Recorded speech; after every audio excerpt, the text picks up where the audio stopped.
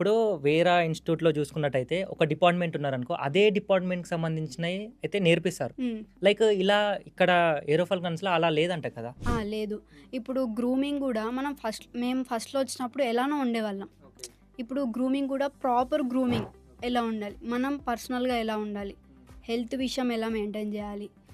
Subject, communication skills మళ్ళీ subject గూడా చాలా మంచిగా చెప్తారనమాట. మళ్ళీ వింగ్స్ ఇండియాలో గూడా ప్రాక్టికల్ నాలెడ్జ్ అంటారా?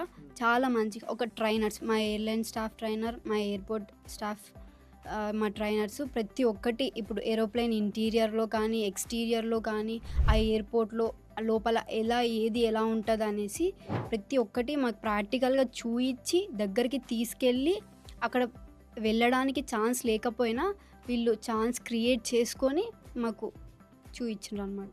నిజంగా చాలా గ్రేట్. 5 మంత్స్‌లో ఏరోఫాల్కన్ నుంచి జాబ్ కొట్టారంటే ఒక లేడీగా. యాహ్! ఓకే. అంటే ఫైనల్‌గా ఏరోఫాల్కన్ గురించి ఏం చెప్తారు మీ మాటల్లో? అంటే 5 మంత్స్ జర్నీలో? ఇది చాలా బెస్ట్ ఆపర్చునిటీ అనమాట. ఏవియేషన్ మీద ఇంట్రెస్ట్ ఉండి, ఒక ప్యాషన్‌తో నేను ముందుకు నడవాలి అని అనుకునే వాళ్ళకు చాలా బెస్ట్ ఆపర్చునిటీ అనమాట. ఇప్పుడు కొత్తగొచ్చేవారికి అంటే వాళ్ళకి మీరు ఏం సజెషన్స్ ఇస్తారు? మంచిగా ట్రైనర్స్‌ని మనం యుటిలైజ్ చేసుకొని, సబ్జెక్ట్ గెయిన్ చేసుకొని, ఫాస్ట్‌గా కెరియర్‌లో సెటిల్ కావచ్చు.